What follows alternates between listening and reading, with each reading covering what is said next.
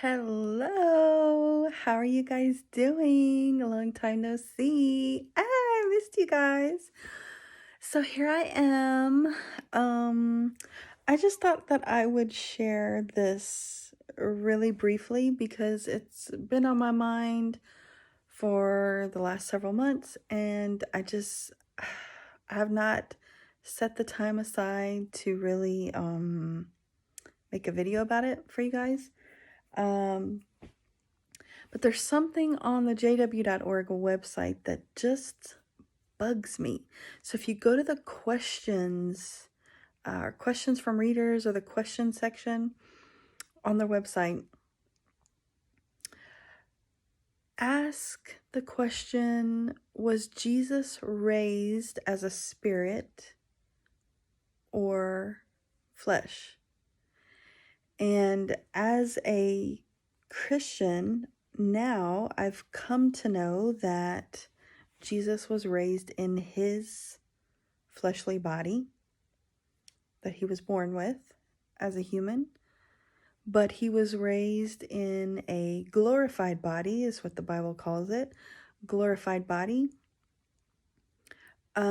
which is, according to the Bible, a body.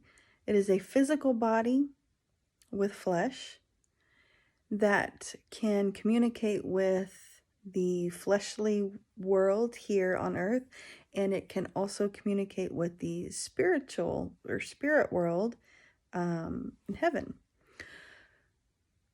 Let me know if you guys want a video about that, specifically about the glorified body and how we are also promised a glorified body, how Jesus was raised. Let me know if you guys want like a separate video about that in the comments. But anyways, anywho's, so this is what the first couple paragraphs says, and then I will come back. It's kind of confusing. Jesus' own words show that he would not be resurrected with his flesh and blood body. He said that he would give his flesh in behalf of the life of the world as a ransom for mankind. John 6:51. If he had taken back his flesh when he was resurrected, he would have canceled that ransom sacrifice. First of all, where in the Bible does it say that his sacrifice didn't count, or it would have been taken back, basically, if his same flesh was raised from the dead? Where's that scripture? Second of all, I was reading the Old Testament a couple months ago, and I saw this scripture in Leviticus 27:11, and it was talking about the animal sacrifices, and it basically says, you guys can look this up, basically says that the life of a creature is in the blood. Interesting. The life of a creature is in the blood. So they had to pour out the blood into the ground, right? That's the life.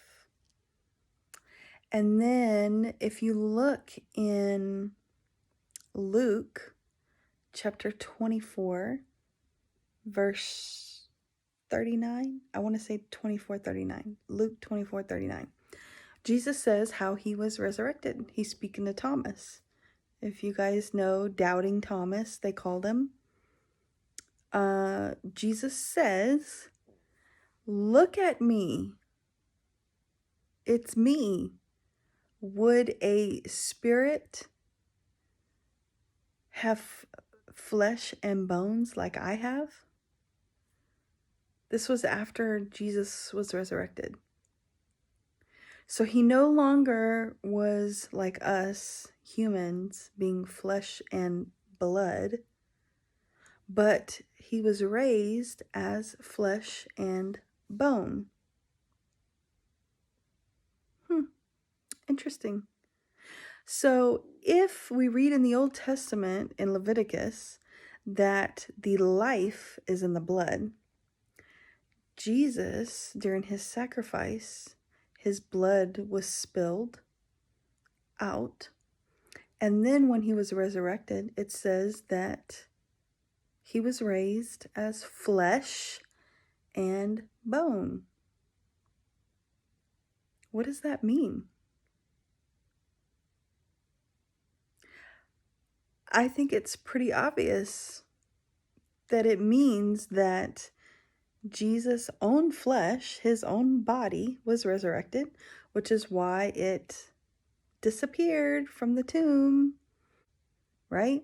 And you know, they like to use that scripture of flesh and blood cannot enter into the kingdom of the heavens. Well, Jesus wasn't flesh and blood. He was flesh and bone. He was raised in a glorified body. I had another point, but I think I'll save that for another video. So, what does that mean? If Jesus was raised in his own flesh, does that mean that Jesus' sacrifice was null and void? If he had taken back his flesh when he was resurrected, he would have canceled that ransom sacrifice. No, it doesn't. Why? Because his going through his sacrifice, giving his life, number one, the life is in the blood. His blood was spilled out. He didn't get his blood back. Number two, the fact that he went through this sacrifice, the pain of this sacrifice and torture of his sacrifice, even though he knew he would be resurrected after, doesn't change.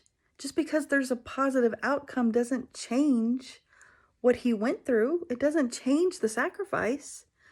A mother who goes through labor and pain and then gets to hold her baby in her arms afterwards doesn't mean that her pain, her labor pain, didn't happen or doesn't count or is somehow reversed. Hello. Jesus will always remember that sacrifice that he made. He went through severe emotional and physical pain for us, even though he was completely innocent. But the scriptures talk about how he was tortured before. He went through major turmoil. He went through a lot for us.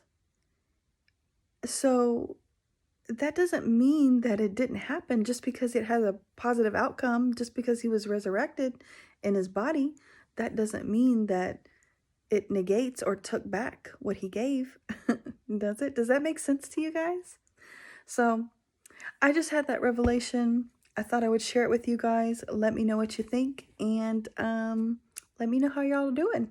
Love y'all, miss y'all, take care. Mwah. Hugs and kisses from Lavender. Bye-bye.